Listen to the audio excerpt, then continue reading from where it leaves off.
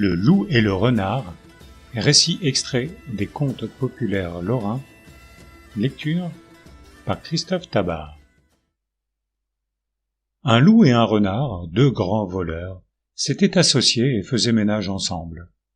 Ils s'embusquaient à la lisière des bois, ils rôdaient autour des troupeaux, ils s'aventuraient même jusque dans les fermes ou dans les maisons, quand ils n'y trouvaient que des enfants.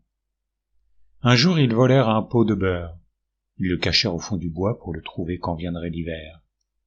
Quelque temps après, le loup dit au renard : « J'ai faim. Si nous entamions le pot de beurre ? » ?»« Non, dit le renard, n'y touchons pas tant que nous pouvons attraper des moutons ou quelque autre chose. Gardons nos provisions pour la mauvaise saison. » Le renard, qui était bien plus fin que son camarade, voulait manger le beurre à lui tout seul.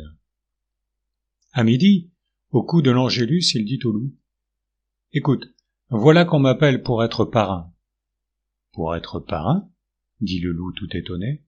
« Oui, dit le renard. » Et il courut au bois, à l'endroit où était le pot de beurre. Il en mangea une bonne partie, puis il revint trouver son compagnon. « Te voilà revenu, lui dit le loup. Eh bien, quel nom as-tu donné à l'enfant ? » ?»« Je l'ai appelé le commencement. »« Le commencement ? Quel vilain nom !»« Bah, c'est un nom comme un autre. » Quelques jours après, quand sonna l'Angélus, le renard dit au loup : « Écoute, voilà qu'on m'appelle encore pour être parrain. »« Ah, dit le loup, tu as bien de la chance, et moi qui ai si faim, jamais on ne m'appellera. » Le renard retourna au pot de beurre et se régala comme il faut. Quand il fut revenu, le loup lui demanda : « Quel nom as-tu donné à l'enfant ? » ?»« Je l'ai nommé la moitié. »« La moitié ? Oh, le vilain nom que tu as donné là !» Le renard crevait de rire.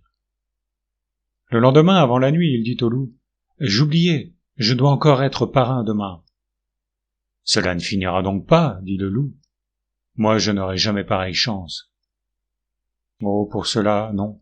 Tu es trop bête. Au revoir donc.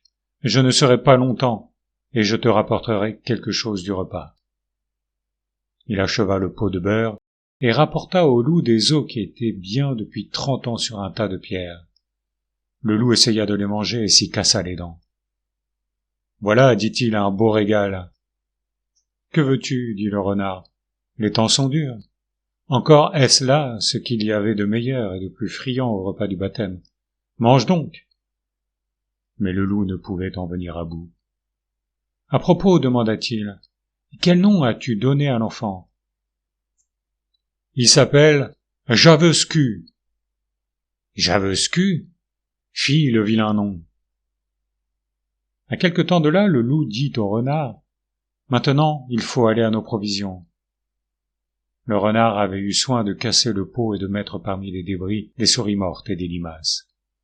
À cette vue, le loup s'écria : « Nous sommes volés !»« Ce sont pourtant ces vilaines bêtes qui nous ont joué ce tour, dit le renard. »« Hélas, reprit le loup, moi qui ai si faim. »« J'ai cru bien faire, dit le renard en se retenant de rire.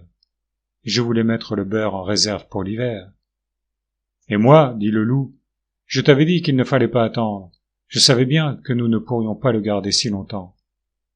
C'est qu'aussi on ne trouve pas toujours à prendre, il faut bien ménager un peu. Si nous allions pêcher. »« Comment ferons-nous ? demanda le loup. »« Nous nous approcherons des charbonniers pour leur faire peur, ils s'enfuiront et nous prendrons leur panier pour attraper le poisson. » Ce jour-là, il gelait bien fort. « Tiens, dit le renard en montrant au loup les glaçons qui flottaient sur la rivière.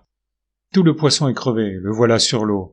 Il sera bien facile à prendre. » Il attacha un panier à la queue du loup, et le loup descendit dans la rivière.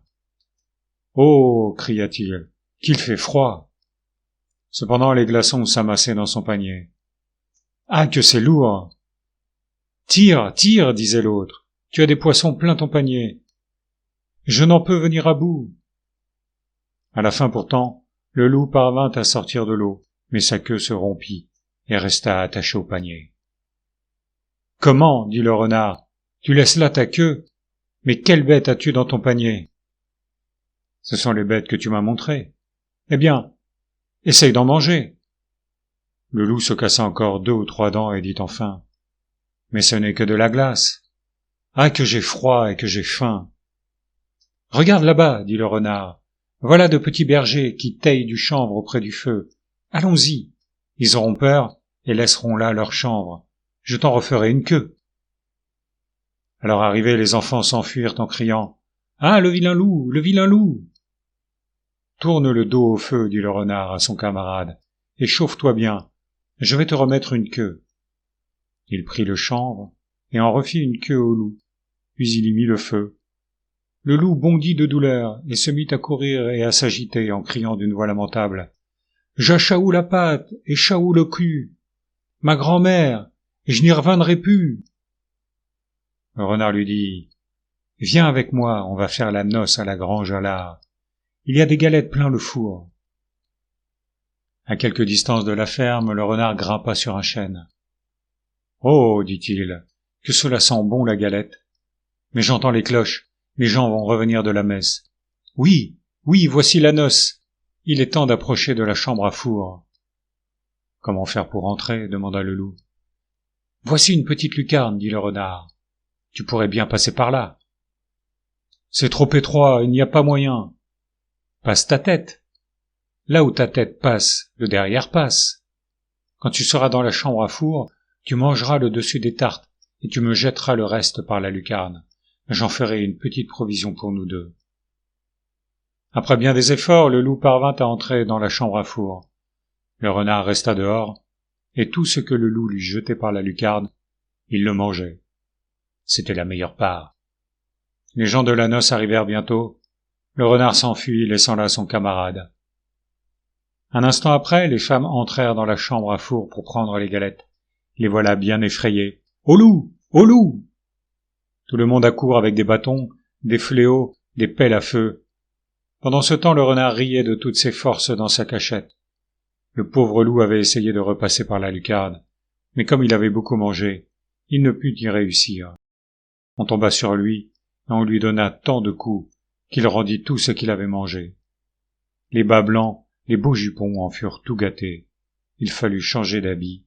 Quant au loup, il fut si maltraité qu'il en mourut.